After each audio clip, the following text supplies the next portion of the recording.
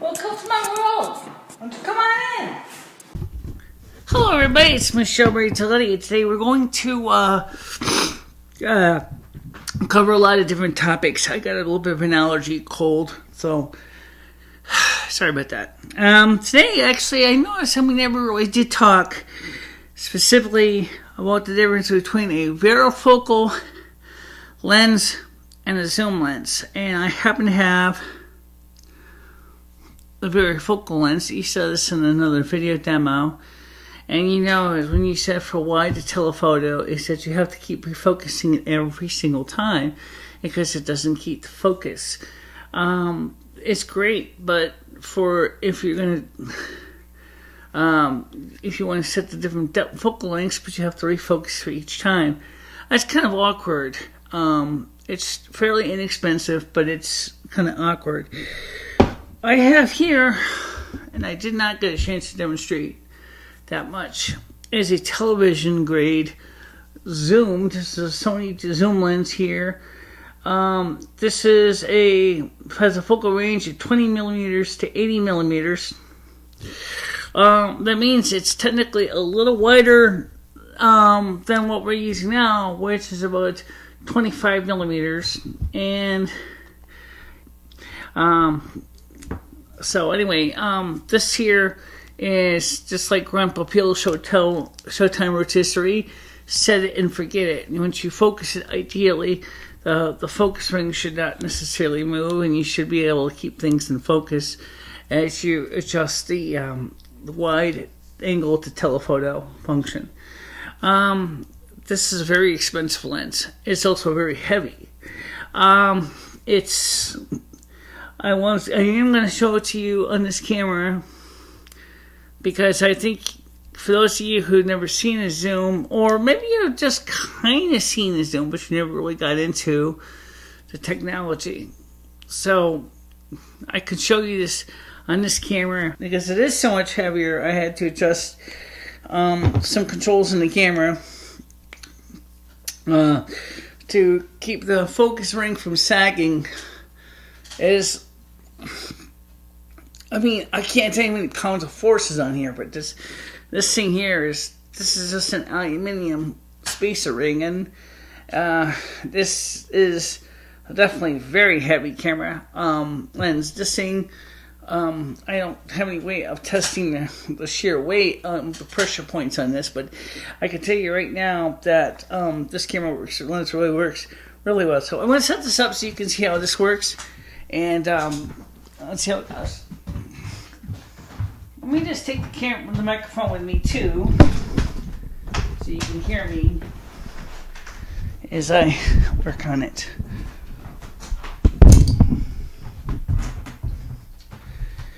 Now, one thing about this body is it's a CS mount body, and we have a special spacer ring. You can see Mr. Fuzzball is kind of our subject for today, and so we want to be careful with taking the rings off. And then we put this lens back on here. You gotta snug it on, but don't want to wrench tighten it. You just want to snug it on.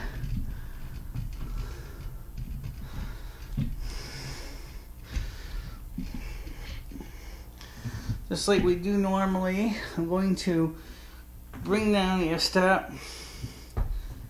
I'm going to zoom it out. Okay, and I'm going to bring it to, now you can see, looking at Mr. Cat, we're in telephoto here. You can see how, now I'm in a wide angle, okay, and we can see how it changes to dusk. So let me go ahead and put another topic on here since he moved, and let's have a focusing this thing. It's always easier to focus, they say, in telephoto mode. So I'm going to do that. And then I'm going to bring this back. Now you see, when I did that, it comes back nice and smooth. And if the camera mechanism, this is a 1973 lens, by the way. If the camera lens is perfect, I can keep doing this, and it will keep the focus at all times. Okay.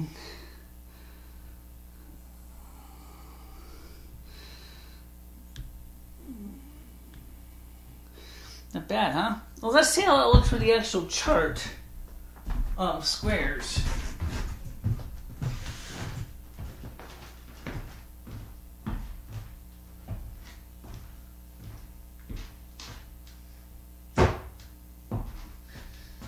Now, because there's a reflection of the key light, we're going to have to give that a slight angle. So now I'm going to move and try to get this in focus. Okay, so we do the same thing.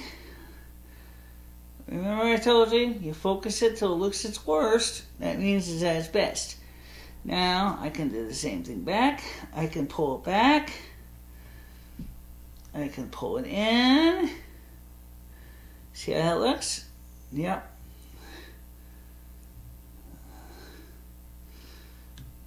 Pretty cool, huh? Now, I'm gonna go. Now, for this test, we did not set the aperture ring probably exactly correct because it's in between stops. So I just only set it down a few steps. Let me explain that to you right here. Since we can do this now, we can demonstrate this to you. You see these grayscale, these gradients. These gradients here tell you want to try to get all of them. So you want to just tiniest bit. But now we're getting into the half stops. That's really the best right there. Okay, so let me switch this back to our main lens.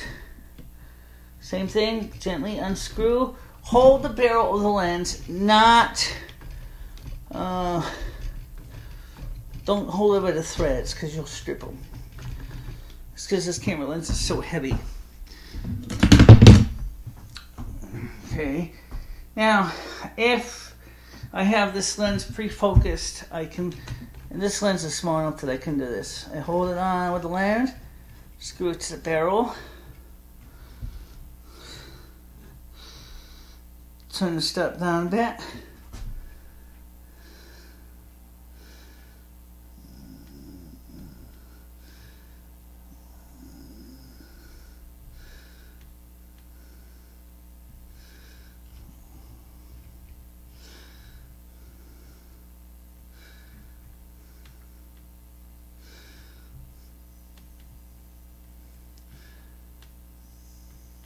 And it's hard to get this in focus. Okay, now you saw the result of the lens. You saw how this thing can get into the grain of the chair behind me. You saw how I can get really tight. I don't have to necessarily refocus every time I go wide to tello. It just tracks it accordingly and compensates for that. You can see that this is a very fast lens. This has got a really nice 1.25. Is that what it is? 1.25? Certainly faster than yours. Yeah, it's 2.5. Okay. T-stop is 2.5. It's as I said, it's a fast lens. It's a great lens. It holds a 52 millimeter thread here. We didn't use this thing for a long time because we did not have a infrared blocking filter in the camera, and we were using an 80A filter or 80B filter to compensate for the all the infrared in here, and that was the reason we never used it. But now you're probably asking yourself, is why aren't you using it now? Well, for most of the shots I do here, we don't really need it. It's just like an extra tool, you know. It's like having an extra small screwdriver for your toolbox in case you got to fix microscopic electronics, like, you know, tiny electronic watches and calculators and things like that. It's an additional tool that can be used to allow us to give us a little more features that we can use for video work. It also makes it possible for us to be more capable of expanding our video choices as well. And yeah, if you use it with a 2x teleconverter, you can indeed make a really nice setup. But I'm going to right now tell you, if you're going to use a 2x teleconverter to bring it up to 160 at its telephoto zoom and 40 and its wide angle, it's going to add a lot more weight to this lens. It's also going to result in less light going to the lens, so you're going to have to open up the f-stop quite a bit. Right now our studio lights are pretty bright. We usually shoot about 5.6. That's what we've been using for a long time on our cameras. And so we're doing pretty good there. However, how's the eye report? Right now, I'm looking at the brightest key light right in front of me, and the halo on my eyes is like minimal. Very, very minimal. I can tell you right now, we're of course working with both eyes simultaneously. I am not seeing halos on the light fixtures, any of them of any significance whatsoever. Yes, indeed. Great. I am very happy about that, especially because the fact is now I am going to be able to see again. Okay, so it's still work in progress. Yeah. Sometimes my eyes kind of get tired, and then my right eye does, and the right eye kind of rebels a little bit, but it doesn't really have much of a chance. Even if I just open my left eye and look at everything, I can see that the right eye is beginning to sharpen up all on its own. This is what I'm talking about. Even with this eye covered, the halos are there, but they're not debilitating. Congratulations. Thank you. And like I said in the video about a vlog about my eyes, I mean, the Cansey eye drops for me has been a godsend. I must tell you that while in some ways it takes a little longer than going for the cataract surgery, the advantage is it's non-invasive, it's cheaper, really. I mean, 12 boxes of $40 a box is what? $480. $480 versus $2,500 for surgery, not including medications, any kind of antibiotics or things like that, not including the risk of getting detached retinas, not including the risk of pain and suffering for at least a week while your eyes heal. The cornea heals after the ophthalmologist does the sutures in the eye. No risk of infection. Well, that last one could happen. Yes, it could happen, but again, that would be more from, just like with surgery, improper preparation of the medication and application of the medication. So yes, it could happen, but I'm just so much more happy to see the results. And like I said last night, I'm really excited with the results. It's made a major difference in my life. Focusing the camera, yeah, actually, it did do a good job on that. It is, yep, absolutely. Okay, still let me ask you a question. Now, when you were in a photography class with Mr. Dimitri at Northwestern, what was the most important recommendation that he gave for you because of your eyesight? He suggested that I should use a wide-angle lens when I could, or, like he suggested for all the students, is if you're going to use a zoom, is set the zoom for the telephoto mode, in this case 80 millimeters, and then focus with that, and then bring back out the lens to the wider angles, and that will keep it sharper. And because you're critically focusing on, because when you have a wide angle, there's a lot more forgiveness for focus errors. All right, is that why we use the wide angle on the camera here?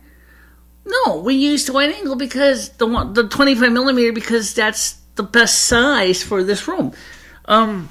Now, of course, these are 16 millimeter movie camera lenses. C-mount movie camera lenses. Okay, they're designed for film, not for CCD cameras. The CCD sensor we're using is actually an 8 millimeter sensor. So you figure out that what you're doing is you're actually, because you're using a 16 millimeter camera lens on a 8 millimeter camera, that means that the depth of field is effectively doubled. Right, so in that case, a 25 millimeter is about 25 millimeter. It's for this camera here. It's more like a bit of a telephoto. Okay, so it's not really a telephoto, but it's a bit like a telephoto. Yeah, and this movie TV lens came from a camera that was using a Vidicon picture tube, a pickup tube. And so this was designed for a half-inch sensor that would be closer to a 16 millimeter. Okay, so when you look at this, gets confusing. The whole point is if you're going to do it like I'm doing with lenses, you have to just try out the different lenses to see which one works for you.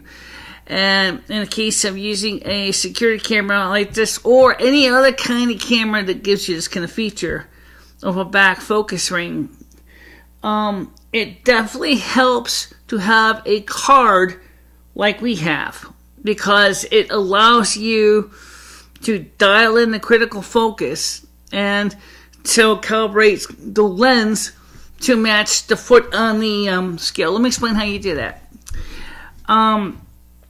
Let's say you're using this lens here, okay, a 20 millimeter lens, okay. Focus at 80 millimeter, okay. That means turn it in all the way into telephoto. Now, if the camera has automatic exposure, which in this case you want to use it with aperture priority and let the camera shutter adjust, okay. You want to use this thing all the way open at 2.5. And you would set your distance at approximately 6 feet. Okay, so you do is you look for the marker here. See, you would set it for 6 feet. You confirm that your subject is exactly 6 feet away. Then, very carefully, putting this thing on your camera body, on something like the Panasonic CP234. The back focus is like really coarse, and you gotta go really slow, and you have to set it tight with a screwdriver. This camera here has got a very fine back focus. So this one is easier. You just make sure this lens barrel is snug. You don't have to wrench tighten it. I wouldn't anyway, but and it's up to you. And then you would just go ahead and then turn the back focus to your test card is clear and sharp at the 80 millimeter setting, and then when you zoom it back out, it should still be sharp at the 20 millimeter setting, and that will give you a good point of reference how well the focus is. If you want to try critically focusing at 20 millimeter, that's fine, but you may not get quite as good, but because it's so much more leeway. Okay. Once you got the thing where it says 6 feet and your actual subject is exactly 6 feet away, you can use measuring tape for that. Then and then you can lock the back focus ring on the camera you're using, which in the case of my camera uses a jeweler screwdriver, a little flathead, to tighten up the screw. And that will be how you set the back focus. You don't want to wrench it tight because you might break it. You just want to snug it up so it's not going to move under routine environments. Okay. And could you give us a waste report now? Yeah. Well, let's show people how we do it. Okay. Sure thing. I'm going to do this back here because this way you can see the measuring tape. Now, the measuring tape is kind of battered and broken, so we have to just kind of try to give it a snug. Start one. Find your waist. Your waist is where you pinch like this. If it's not down here, it's not your hips. Okay, so we're going to focus on the waist. Pull it taut. Suck in your gut. 43. Okay, that's still the same. That's still the same. Now, we do the great flap. We do the flap because this is the part that's going to affect your pants, underwears, and things like that. And we do these measurements like 3 times because of averaging. Because 47. And just like the lottery man, on the next number, we're going to we average it. So we just kind of, just try to pull the snug taut. 47, 46. See, I saw the number change. It went from 47 to 46. That tells me that somewhere between those 2 numbers is the right one.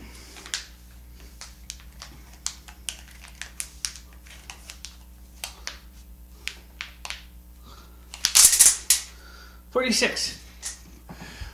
Our winning lottery numbers today are 43, 46. Now, what about the relaxed flap test? I never did a relaxed flap test. Let's try it. Okay, we'll do that. Measuring from the widest girth. No pinching. Just keep it snug. Don't suck in the girth. 50. It's not bad. Okay, so would that be a good corset material? Yes. A corset would work wonderful with that. And would provide a nice trim from belly area, hips area. Actually, what you would use is a waist clincher. Right. I'm thinking about going for a full overbust corset. That's kind of good. That's going to be that's going to be more expensive. It's going to be more expensive, but it also will redefine my upper torso. Yeah, but I think right now you need some new clothes. So this dress is old. I'm the 4th owner of it. Yeah, I guess you're right. It's certainly seems to be days. It's getting battered. And of course we are waiting for the many dollars to come on Friday. The regular Social Security. By the way, I want to thank Jonathan Ung for his 25 Canadian donation. It helped a lot for food this week, so I was able to use it for buying some food.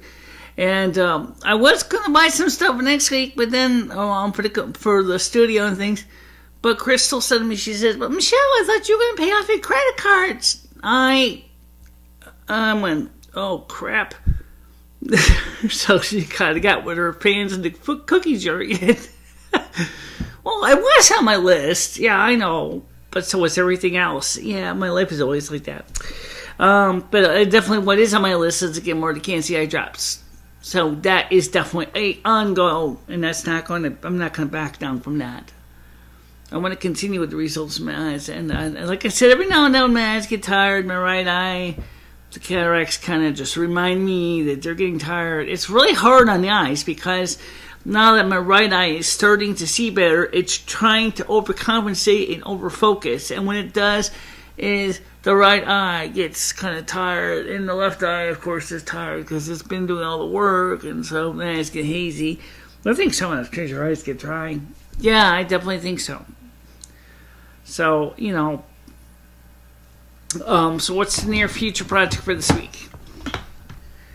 I don't have anything planned. I never really got anything done. Right. By the way, could you tell anybody real quickly any suggestions about if they want to set up a studio like yours, what they should consider? Yeah, okay. Why not? We're talking about lenses. If you're going to do a studio like mine, the most important thing you need to know is you need to go in there with knowledge of what you're doing. It's not like you can go in there and say go to a video store and say, yeah, hi, I want a deluxe studio outfit, please, with all the trimmings. It doesn't work that way. And if he had one, he's going to charge you top dollar for the one that's the most expensive, most premium package. So you need all that hardware, barn doors, and right? Yeah, Yeah, they're going to do that. That's nothing wrong with having barn doors and halogens or CFLs or LED lights. I mean, you can certainly go that way. I mean, sometimes the barn doors on these lights would have been great. So I could, redirect some lights, control shadow. But unfortunately, I never really needed it, so I never went there.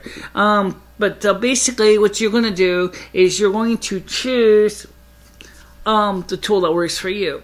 So when you are shooting video here on YouTube, there's a lot of things you can do. You can get really sophisticated. Look what we're using. We're using a security camera head, a computer, a PAL/NTSC to FireWire converter card. You can also get the USB versions as well. I'm more familiar with the FireWire one, okay? Which I can then feed into either iMovie or Final Cut Express or Final Cut Pro, and then I go ahead and I process it, and then I upload it that way.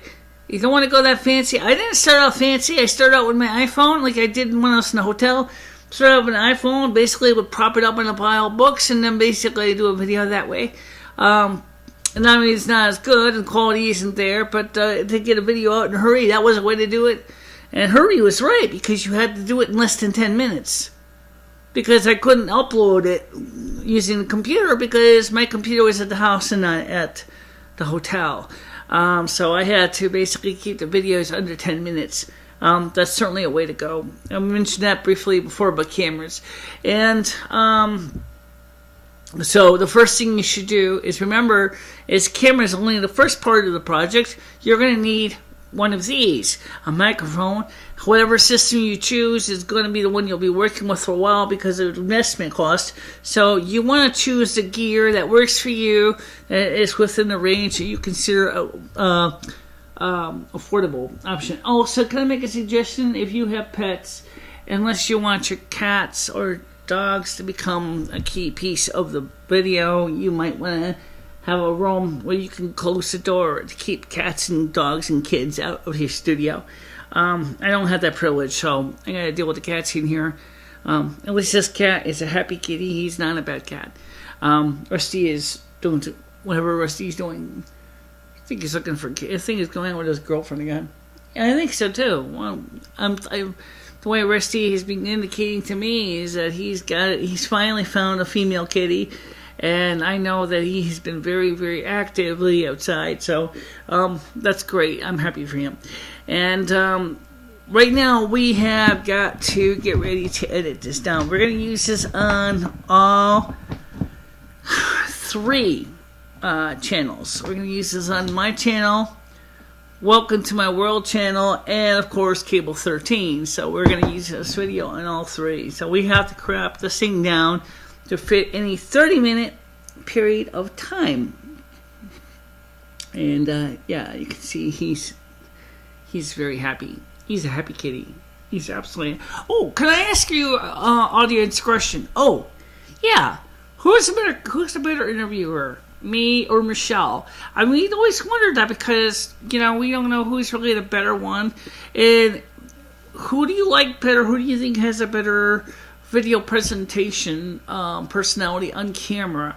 You can answer the question right here in the comment below, but if you need to see other video clips, you can check out my channel at www.youtube.com/USCR/LUMIFINISTRA. And of course you can check this channel, and also check out our channel at www.youtube.com/USCR/NASQ. Welcome to my world, and check out all the videos that we have done. It's a really simple question. We're not going to get offended if whatever you say. Me and Michelle, I just would like to know who is the better commentator, interviewer, and in what areas do you feel that they are best suited for their work. I know that I tend to work on a lot of spirituality.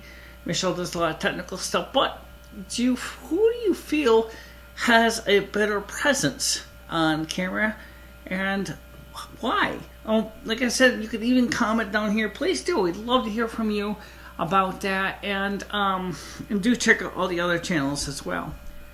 Absolutely. All right, guys, we're gonna let you go. Absolutely. You want me to say it? Yeah, go ahead. Don't forget to like or dislike, share with your friends, family, enemies, whatever. Subscribe if you have not already done so. Comment and answer that question in the comment section below. And we will see you soon. Bye-bye, everybody. Bye-bye, guys.